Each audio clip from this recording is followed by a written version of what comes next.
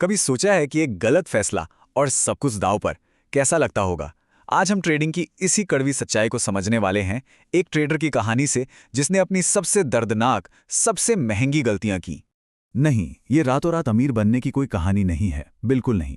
ये कहानी है उस वक्त की जब चीज़ें बहुत बहुत ज़्यादा गलत हो जाती हैं और उन महंगी गलतियों से आखिर सीखा क्या जा सकता है।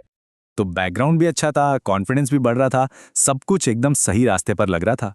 लेकिन मार्केट के जो सबसे बड़े सबक थे, वो तो अभी आने बाकी थे।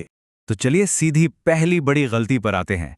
एक ऐसी गलती जिसका कनेक्शन इंडिया की सबसे बड़ी टेक कंपनियों में से एक से था। उस टाइम ना मार्केट में ऐसी हवा थी कि बस कुछ बहुत अच्छा होने वाला है, सबको यही लग रहा था।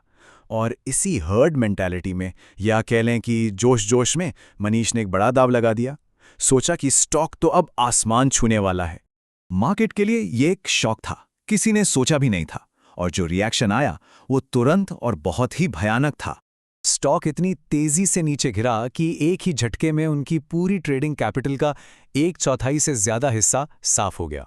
यहाँ सबसे बड़ा सबक यही है, अगर कोई खबर हर किसी को पता है तो ये मानकर चलिए कि फायदा उठाने का मौका जा चुका है। जो बड़े खिलाड़ी हैं वो अपना काम पहले ही कर चुके होते हैं। चलिए अब दूसरे सबक की तरफ चलते हैं। ये एक ऐसी ग्लोबल घटना से जुड़ा है जिसने सारे लॉजिक, सारे नियमों को तोड़ दिया था। मतलब ये एक काफी नॉर्मल ट्रेड था, कुछ भी ऐसा नहीं था जो अजीब लगे।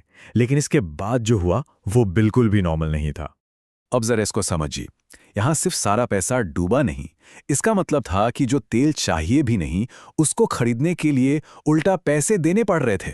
मतलब ये तो पूरी तरह से बर्बादी थी।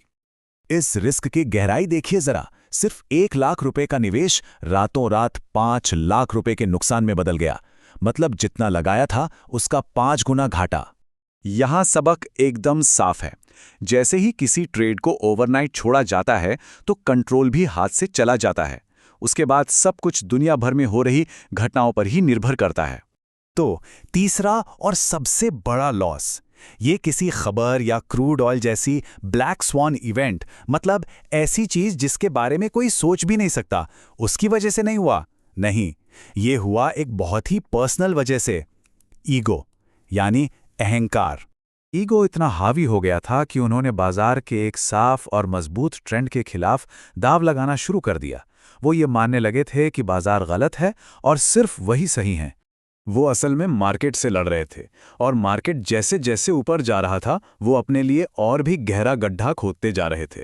और ये लड़ाई कब खत्म हुई? तब जब घुटने टेकने पड़े। एक दिन, सिर्फ एक दिन में 2.5 करोड़ का जबरदस्त लॉस बुक करना पड़ा। क्यों? क्योंकि आगे लड़ने के लिए कैपिटल ही खत्म हो गया था। सबक बहुत कड़वा था, लेकिन बिल्कुल साफ था। बाजार को किसी की राय से कोई फर्क नहीं पड़ता। बाजार तो सिर्फ कीमत और मोमेंटम की भाषा समझता है। तो फिर इन 3 बड़ी गलतियों से क्या सीखा जा सकता है? इन सबकों को मार्केट में टिके रहने के लिए एक सीधे साधे कोड में बदला जा सकता है। ये 3 नियम जो बहुत बड़ी कीमत चुकाकर सीखे गए हैं, यही एक डिसिप्लिन ट्रेडिंग की नींव हैं।